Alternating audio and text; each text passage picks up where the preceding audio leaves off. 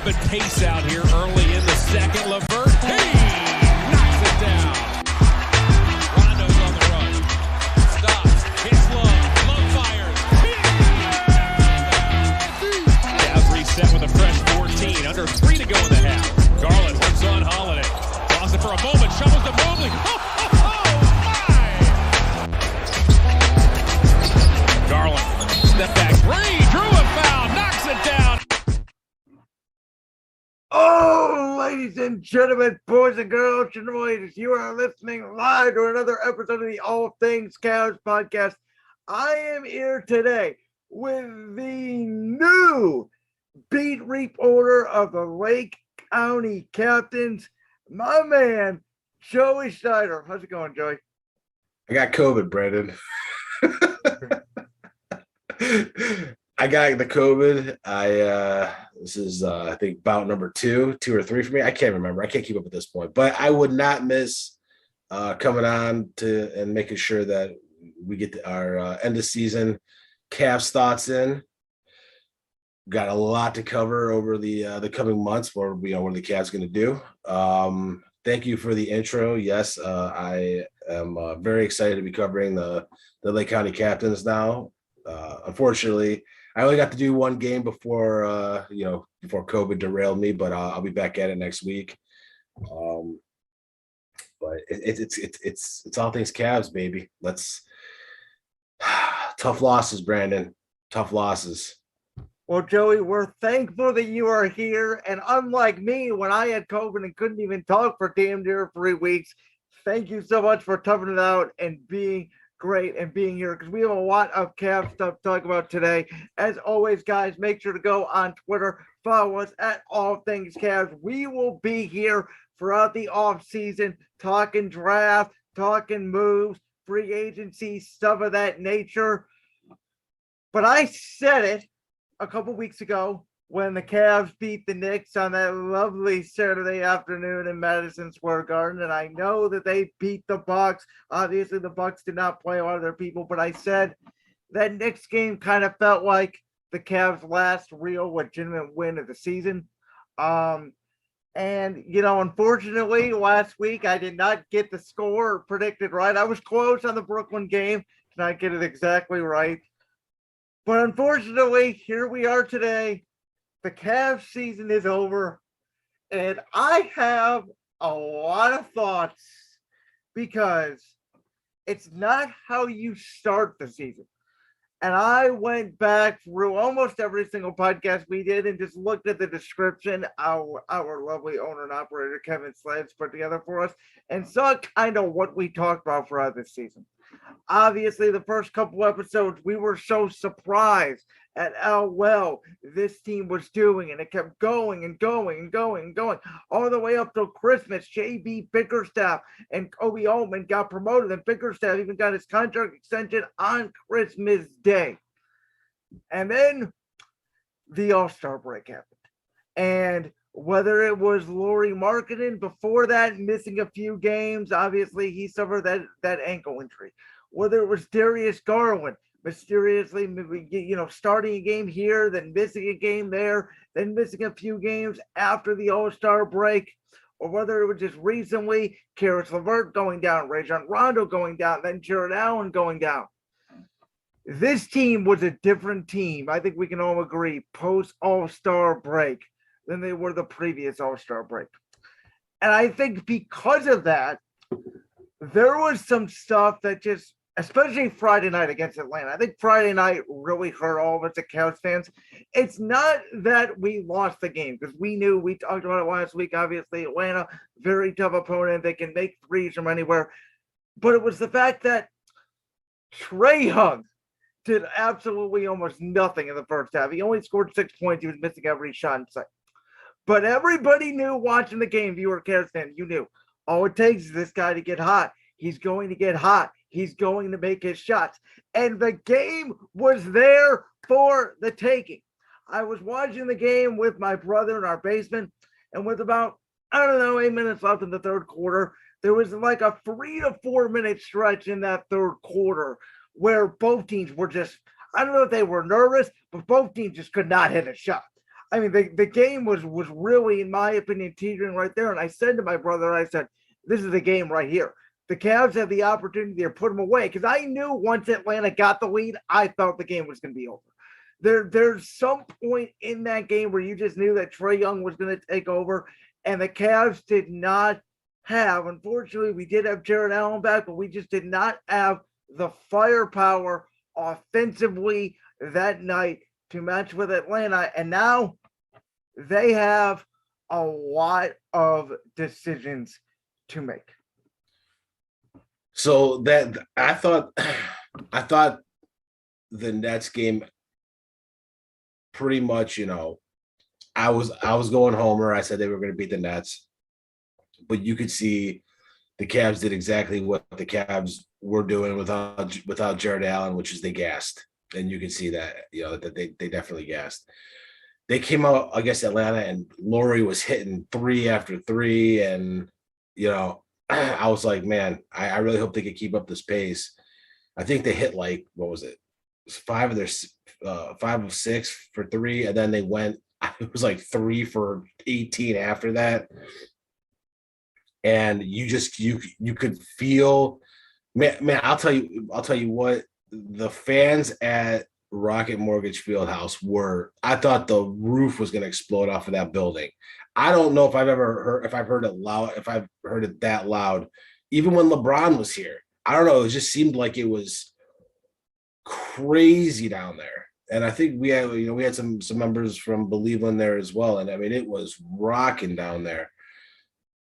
But you could just kind of feel the air starting to come out of the arena once Trae Young heated up, and there was no way to stop him.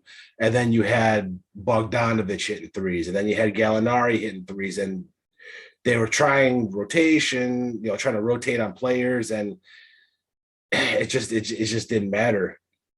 And in the end, we didn't make it. And my if we ever have a t-shirt made here for Believing, it should be, mine would be there's no moral victories. Because I'm the Cavs are ahead of schedule. I'll say that no one expected the Cavs to have a winning season this year. So kudos to the Cavs for being ahead of schedule. But in my opinion, this team started to break down when Ricky Rubio went down. When Ricky Rubio went down, it just seemed like they didn't have that fire coming off of the bench anymore. And I don't know if that did something to JB, because I really think that he did not know who to put in these games. Excuse me. You will hear me do that a lot this episode.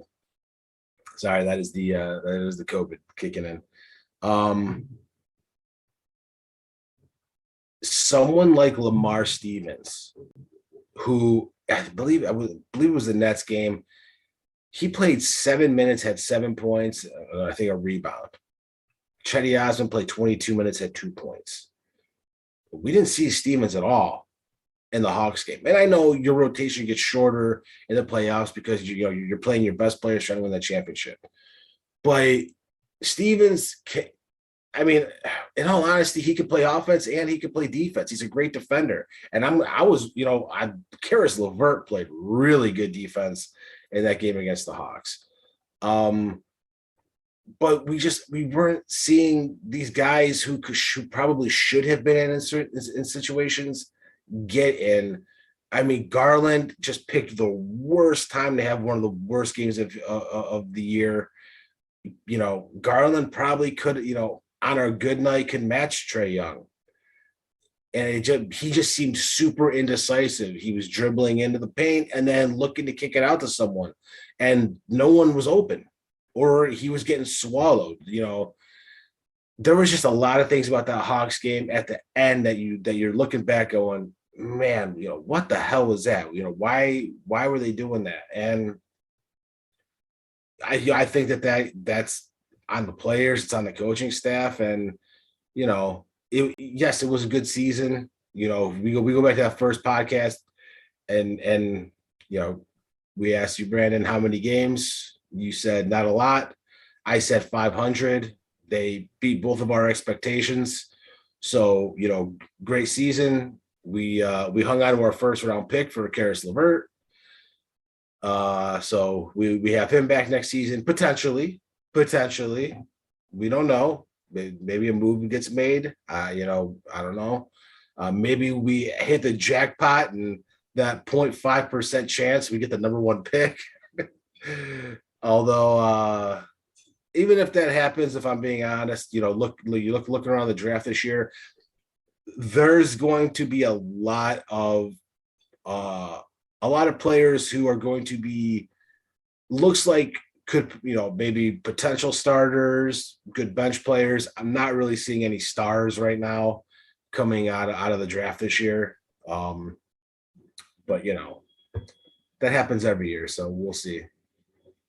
I want to address some of your points separately. The first is on JB and the coaching staff. And listen, we marred about JB getting his contract extension, got it on Christmas Day. Beautiful contract extension for JB. We applauded him all season for using the three-man big lineup and mismatching lineups and dealing with all of the injuries. But for some reason, the play-in tournament, the rotations, the strategy, everything just bothered me. I think especially the Atlanta game. Kevin Love, who is a candidate, by the way, for Sixth Man of the Year, plays 1 minute in the second half in a do or die game. Your best player off the bench all year. I don't understand that at all. There's nothing in my brain that computes that says, oh yeah, that's a good idea. Jetty Osman, I know Jetty's been not great lately. He obviously had a lot better start the first half of the season than the second half. But as we talked about with Kevin Love, outside of Love, he was arguably our second best bench player coming off the bench. He did not play at all in the Atlanta game, the last game of the season.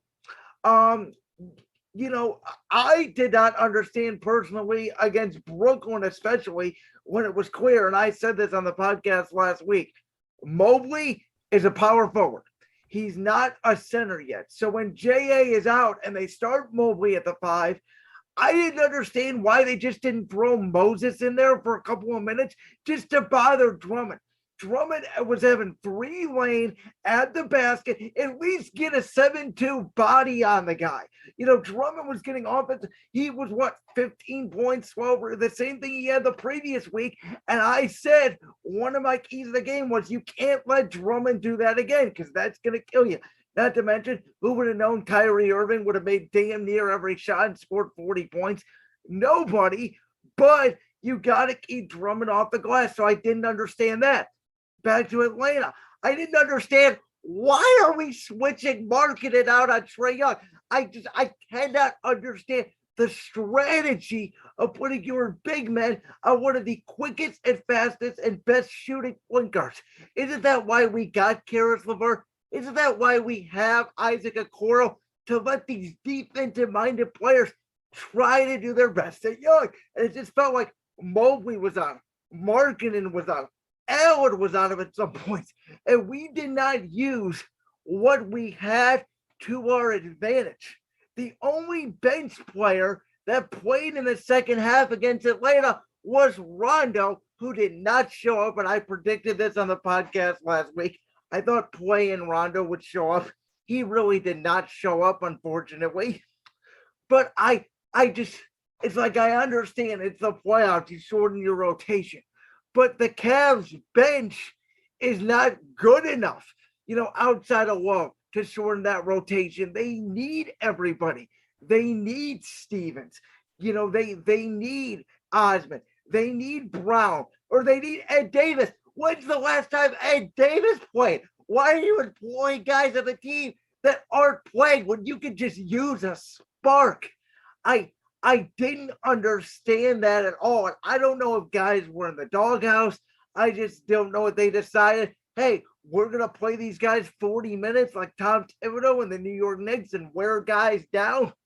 I had no answer. I'm still frustrated about it because I don't understand. Yeah, I don't really understand the logic behind it either. And we could sit here all day and go back and forth about what went wrong. And you could really say that about the entire season, to be 100% honest, because Jetty was great for most of the season, and I don't know what happened towards the end of the year, but he really I don't know, he had some bad games, and then you hear rumors that he was in the doghouse, and it seemed like he lost his confidence after that, and he wasn't playing as much. He lost his confidence. He wasn't hitting the shots. So the Jetty we got in the beginning of the year was not the same that we had at the end. You had Stevens, who was playing real well out, and we just didn't see him at all. Like you said, Love is a 6 man of the year candidate, and he played 1 minute in the second half. We needed something in that game against the Hawks, and we weren't. And Love played a good amount in the first half, but we weren't getting anything in the second half from JB to kind of counteract what Atlanta was doing, which was Trae Young. So Trae Young started getting hot. You got to find a way to stop him from getting hot. He's hitting shots from the logo. Maybe put in someone smaller. Or at least trap him. Like, make somebody else beat you. Well, they did, but then you had Gallinari and Bogdanovich hitting the three. But unfortunately, Capella got hurt. I think what, and I'm not one to make excuses. This is not an excuse at all. But the refs were absolutely garbage. They were garbage in that game. They made some terrible calls, but again, the Cavs had a chance to overcome it, and they could have buried them in the third quarter, and they didn't take advantage of the opportunity given. Atlanta was missing shots. It's not like Atlanta came out in the second half and immediately got back into the ball game. They slowly chipped away. And with this Cavs team, and we talked about it for the last month, it felt like, and I was so sick and tired of talking about it because it felt like that's all we talked about. This team does not play a complete basketball game. They play a complete half. That's it. They either play, a good quarter here and there, or they play a good first half, or they play a good second half, and they're always either in catch-up mode, or they get a big lead, and they let it disappear. There was no consistency from this team from February onward. You didn't know what you were going to get from this team every night. I agree with that. The one thing I also want to say too is, it wasn't just that they lost. It was that this is something that consistently was happening over and over and over and over and over again. And we talked about it podcast after podcast. If you, and in the third quarter, like you said, Atlanta wasn't, it's not like they were drilling all their shots, but the Cavs weren't making any shots. If your guys aren't hitting your shots, put, in a do or die game, try to find someone who is, put someone else in, put in Kevin Love to see if he can start knocking down some threes, or, for God's sake, like put Stevens in. Jesus, I would have been happy with anybody. Give someone or two people a chance to get in that rotation and try and spark something, because who you had in wasn't getting it done. We weren't getting the offense we needed, and our defense was fine because they weren't they weren't hitting their shots, but we weren't hitting ours, and they were able, like you said, they were able to chip away. But that it is what it is. Maybe he kept them in for the experience, trying to win them back in the game. I don't know. I don't know what JB's. I don't know what his intentions were with not trying to get someone in, but the Cavs season's over. It hurts. We can yell about it, and I did, and I still do, but I can't. I want to yell about one more thing if I could. That is Absolutely, have at it. the lack of ball movement. Yeah. Mhm. We used to at the beginning of the year. How many times at the beginning of the year? This reminded me a lot of the early Golden State days when they had Curry and Clay and Draymond, the old days without Kevin Durant, when they would just boom, boom, boom, boom, boom, and the Cavs were doing that, and they were blowing people out. Every single just boom, boom, boom. You did not know how to defend. How many 24-second violations can one team have in a basketball game?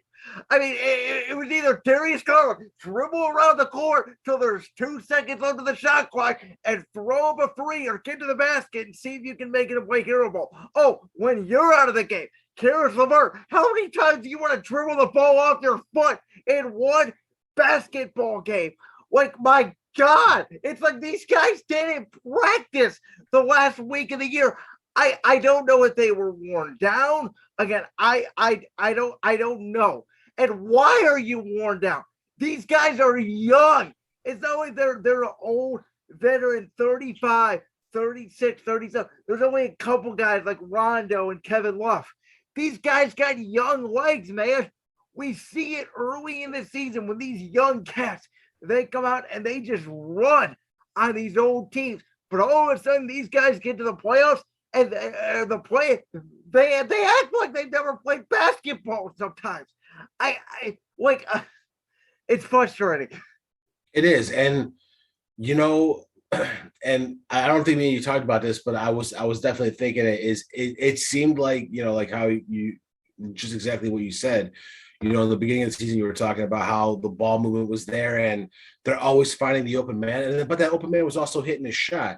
And then at the end of the season, it was like Garland was going back and playing LeBron ball, and that's he'd hold on to it until like 7 seconds left in the clock, dribble into the middle of the paint, get smothered by three guys and have no one to kick it out to. And by the time he did, he was, the shot clock violation. Karis LeVert, I thought he started playing a lot better towards, the last few games of the season. But man, same thing, just holding on to the ball too long. No one's moving. And that's something they got to figure out this offseason. I'm going to tell you, and I kind of want to transition just a little bit, because the Cavs are done. It's a dead horse, and hopefully they clean a lot of stuff, a lot of things up. It was a great season. I think even missing the playoffs, it was still a great season. It was fun. We had a lot of upside. We had a lot of ups and downs. And they definitely beat what I thought that they were gonna do. I honestly thought 500 would be enough to get into the playoffs. Like, I did too. And into again, the playoffs. It just shows again the strength of the Eastern Conference. And I've heard a lot of this.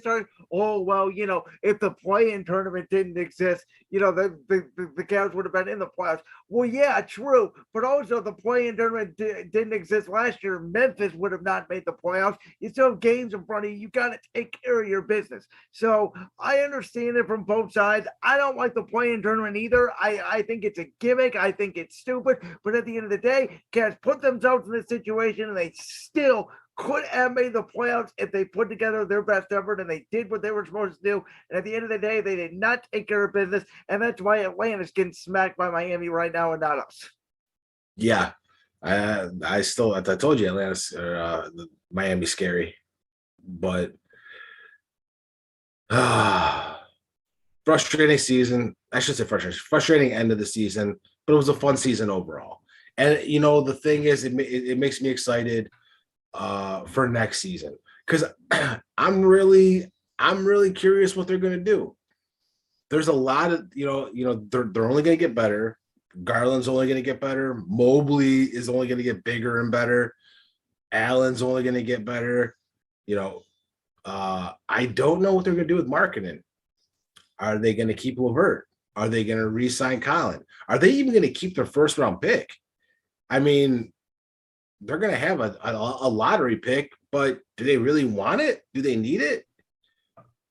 Or I've been itching, as you know, Cavs I hater over know, here. LOL, JK. I know what you're going to say right now exactly. But go ahead. I have been itching to talk about this topic for the last week with you because I think this is a very interesting topic. The Cavs have a lot of direction that they can go. My first thought is, and I look when the Cavs made the trade for Karis LeVert, I agreed with you. I thought it was worth the trade because I thought, well, this pick is going to be more than likely in the mid-20s. That's about where, like, if Karis LeVert was going to enter in a draft, that's how I always think about. Like, if you're going to enter in a draft, where would you be drafted? LeVert, I don't know where he was picked, but probably about a mid-round first-round pick. I thought that was about fair value for that. For this trade, though, in my opinion, not making the playoffs and the way LeVert played offensively, I thought offensively, I'm just going to say he played like a clown. Every time he touched the ball, I don't know what he was doing. I was like, get the ball out of your hands. I don't know if he was nervous. I don't know, he was just dribbling the ball off his foot. He didn't make one good play with the ball. I don't know if it was because he got hurt. I don't know if it was because of the lack of chemistry because he got hurt. But I think they got to move off over. I think that there was something missing. I don't think the trade worked out. I don't think the trade worked out. I think they got to move off over. Marketing. Listen, I love guys that play well in big time games. I've always said it. If you don't play well in big playoff games, I don't want you on my team. There's a huge difference between the regular season and postseason. Marketing showed me Friday night he can make big shots in big time games. I would like to keep Marketing, but if they can go out and if they could get, off the top of my head, there's been two names I've been thinking about. One of them is Bradley Beal, though I don't know if Washington would be willing to do a deal. The other name I thought about, and this one was a wild card, way out there out of my La La Land head. What if you call the Clippers and ask for Paul George? What would it take for the Clippers, who underachieved this season? Now, they didn't have Kawhi Leonard, they didn't have Paul George most of the season, but they didn't even make the playoffs. Steve Ballmer is a rich guy. He's the owner of Microsoft. We know he wants to win. We know Kawhi Leonard is always hurt. We know Paul George has always had great potential. He's never made a finals. He's never, in my opinion, quite lived up to that potential. Are the Clippers willing to wheel and deal their roster? Would they take, a Marketing, your first round pick, and maybe you have to throw in a Core or Sexton? I don't know. I'm just spitballing here. I'm playing a GM. I think, and I've said this a couple weeks ago, and I know you disagree with me on this, but I think the Cavs need that one more player. And it could be Colin Sexton. It could be Colin Sexton. I'm not saying. But I think you got to go explore. I think you got to go see what you can get for one of these guys. And, man, I just think if they had that one more guy, that one more 6'6", 6'7", lengthy guy that we thought Karis LeVert could be, who can not only give you the defense but give you the scoring, this team would be different. There's a lot of options, but go on. Yeah, sorry. I kind of want to answer that question. I don't think Paul George is the answer. Paul George he's up there. I think he's 32, something around there. I believe so. I can check that. Yeah. He's a little bit older. He doesn't play good D. Yeah, he's got a good offensive game, but he's also he's also a lot of times the best player. When he was on Indiana, he was the best player on the team, and then after that, it was always the second best player on the team, and good numbers.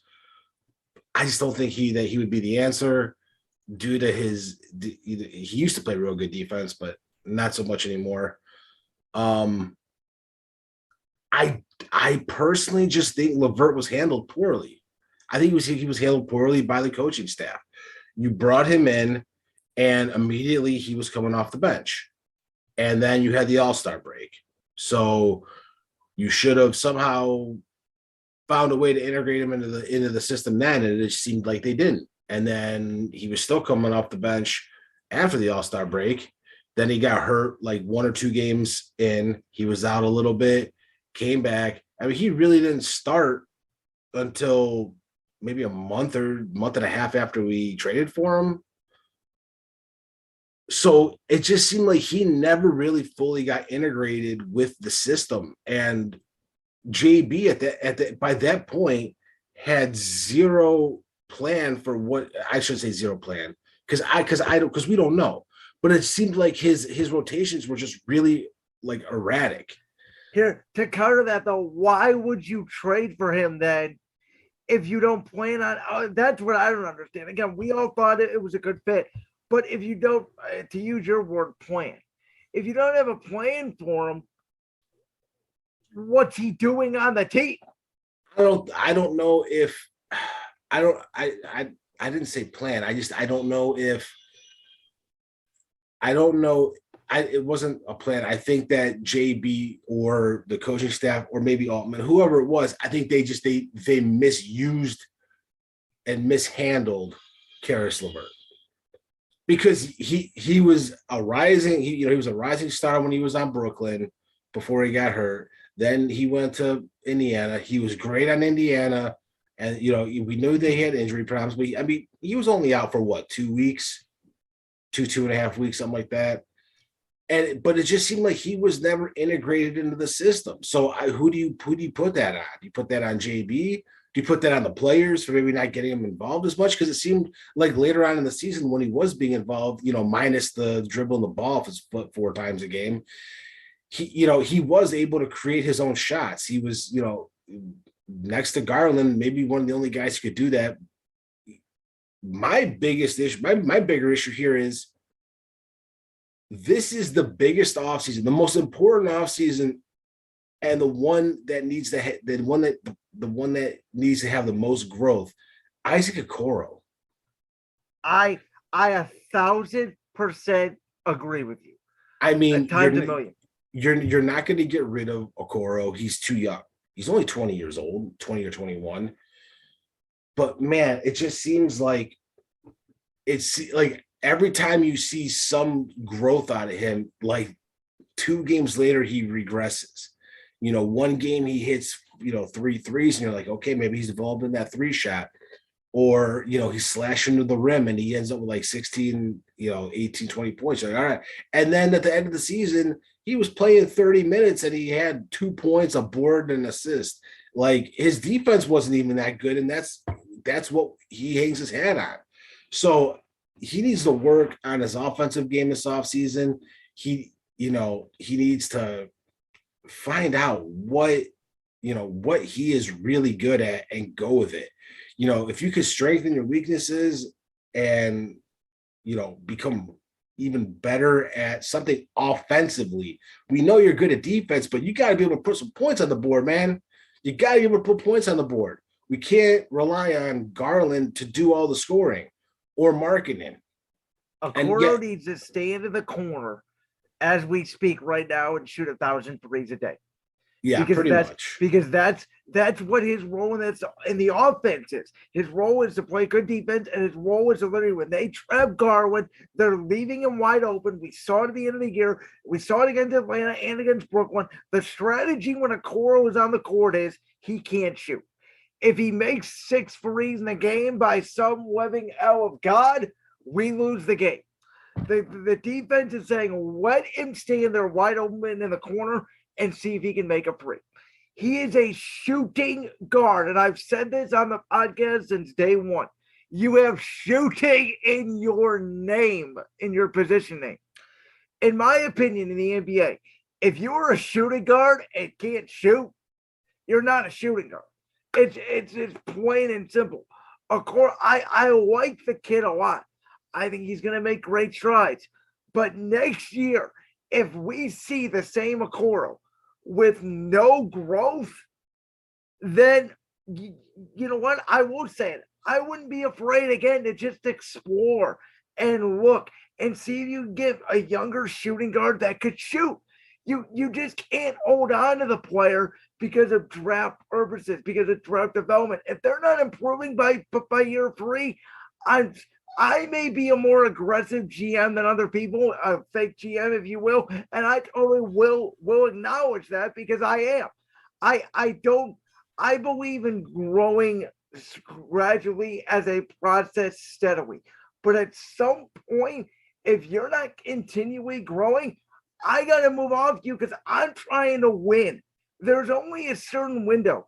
This Cavs team, it's not like they're going to all be together for 15 years.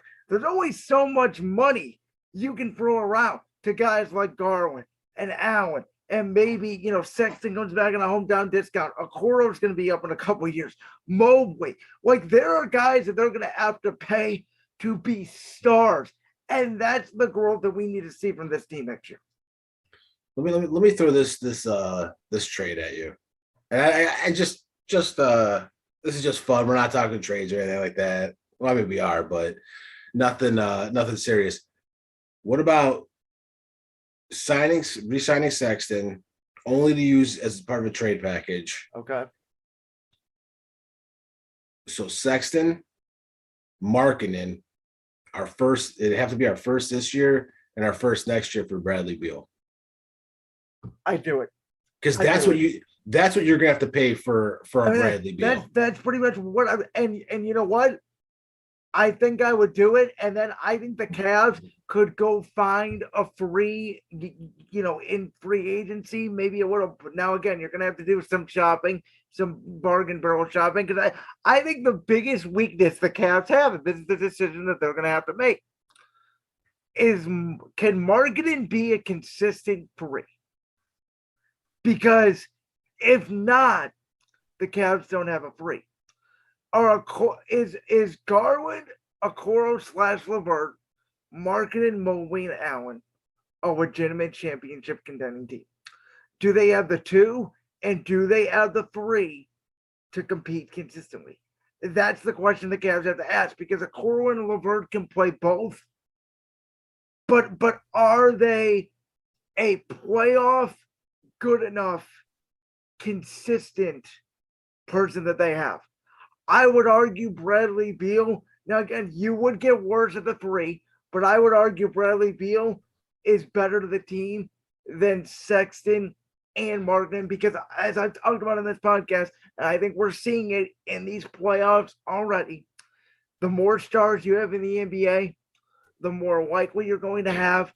Bradley Beal is a veteran. He's been in a lot of playoff games. He can create his own shot. He can play a little point guard when Darius Garland, is out or needs to rest. Maybe they find a way to bring back Rubio. I'm hoping they do, and he is the backup point guard next year. That has been always my thought about the team.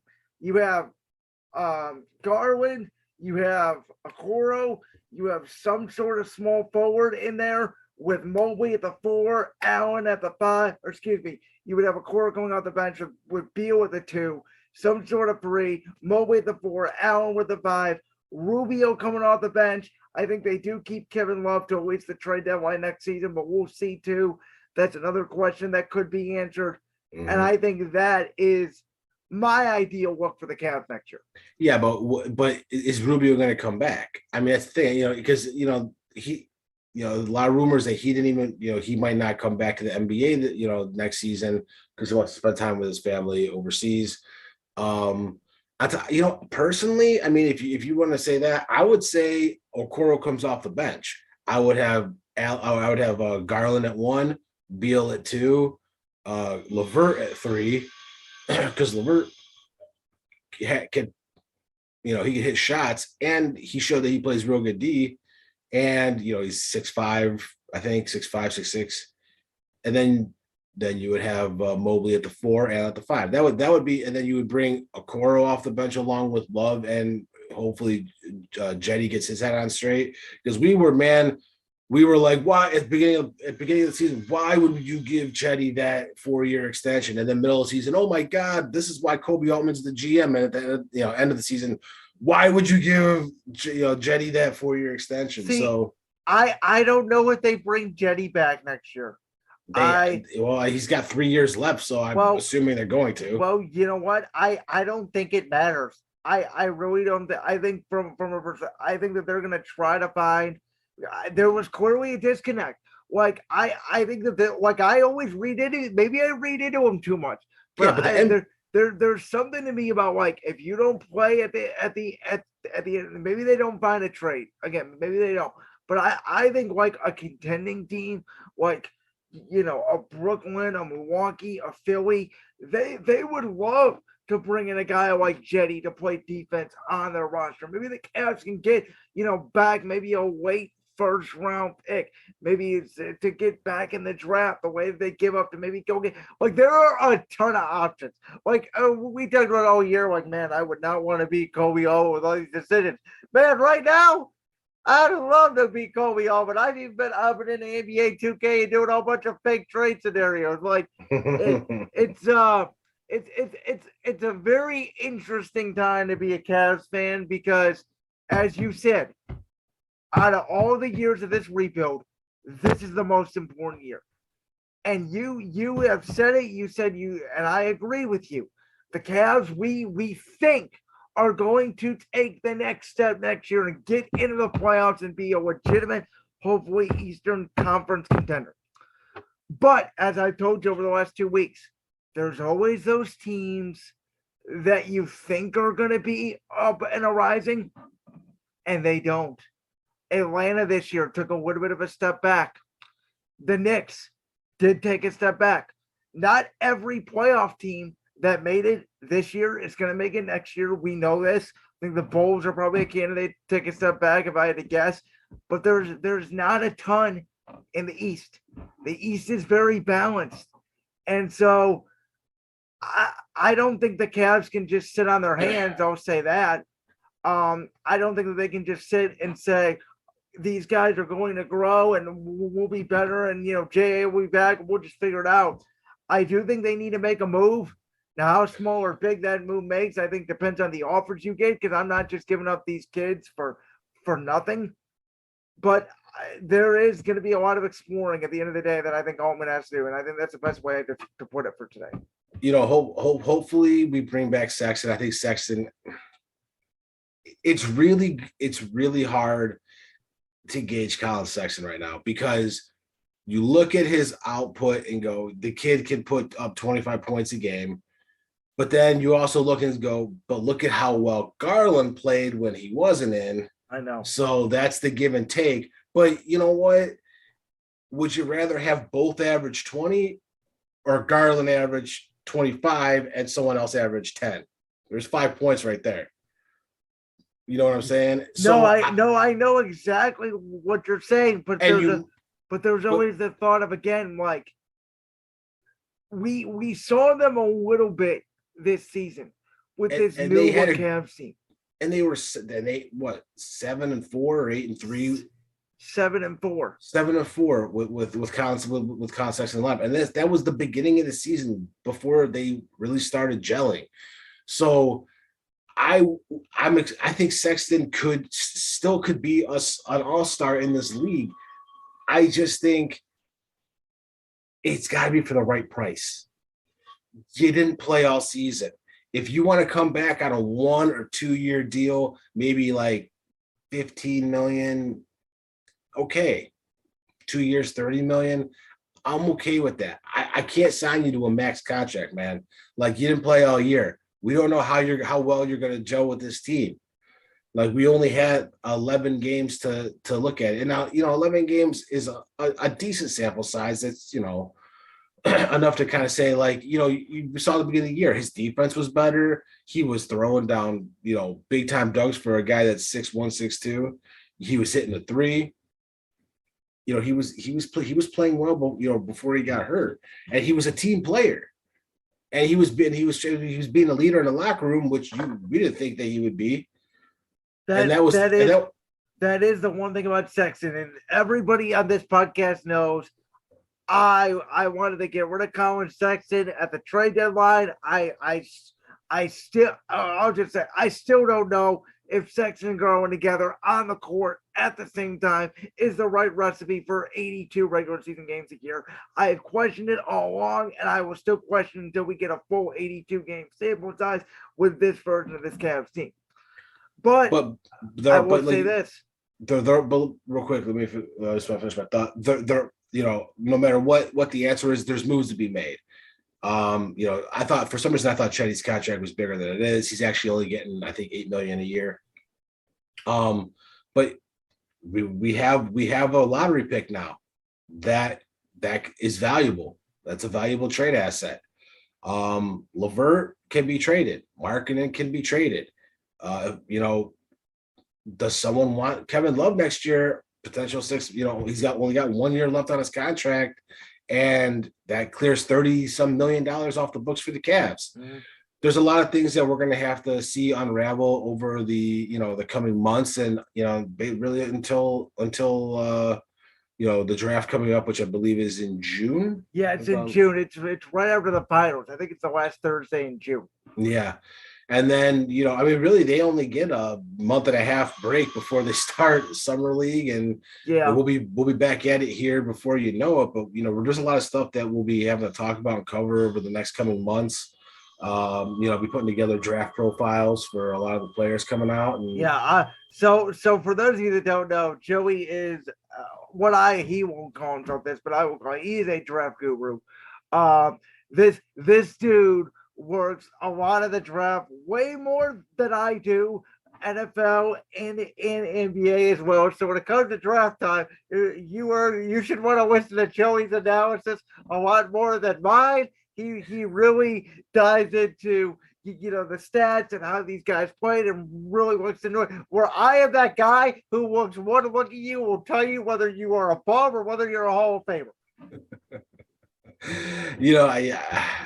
I do the best I can. I had a lot of players I did for the NFL draft, which is right around the corner. Man, really looking forward to seeing what the Browns and your Philadelphia Eagles are going to do in the draft. We'll talk about that out there. But no, there a lot of things that the Cavs can do to improve next season, and we'll see what they can do. But unfortunately, season's over. They couldn't quite get the job done. Great season though, first winning season since LeBron was here, and hopefully bigger, better, faster, stronger for next season, and we'll get one of those playoff spots. For sure. And with that, we're going to go ahead and wrap things up here. I think next week we might go to draft here or there. We might even talk some regular NBA because, outside of that, there's a lot of stuff going down in the postseason. I think we're going to get a chance here for you guys to hear our takes about some outside teams rather than the Cavs, now that we're sitting at home, basically. Well, I got to ask you this one question. So the one thing, and I think next week we will talk some playoffs. But what team are you rooting for to win the NBA championship now that the Cleveland Cavaliers are out of it? Ooh, great question, and I'm glad you asked. So I will say it's Philly. Because I not because I'm an Eagles fan, but Joel Embiid is what I've told you. Outside of LeBron, he is my favorite player outside of the Cavs of the whole NBA.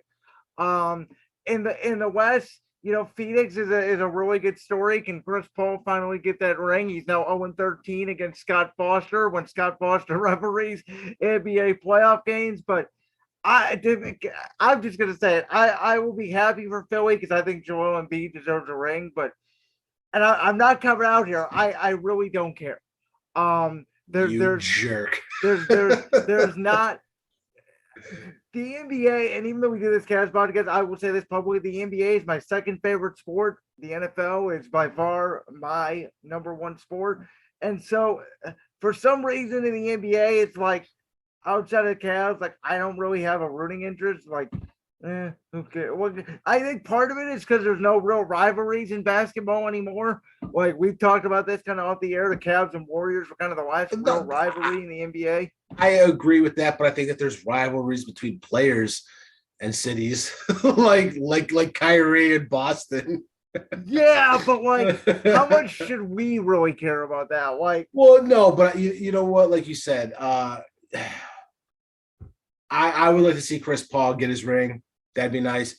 But I'm gonna be honest. If I'm rooting for a team, it's the Memphis Grizzlies. I just love the way that team is built.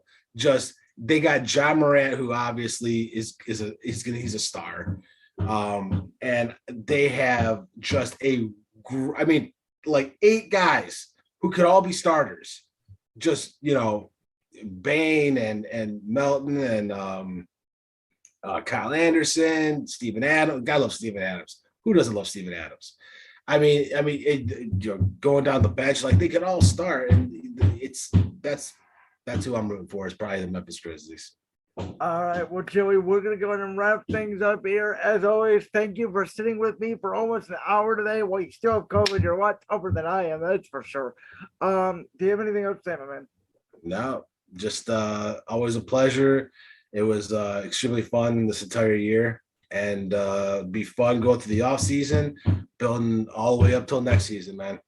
All right. Well, as always, guys, thank you guys so much for being here with us every single one of these 27 episodes throughout the regular season and now the off season. We will be here with you, as I said at the start of the podcast, throughout the entirety of the off season. All things Cavs not going away. It's here, me and Joey banter back and forth every single week. We got a lot of decisions to be made, as we talked about today. With that, we'll see you guys next time. And as always, let them know.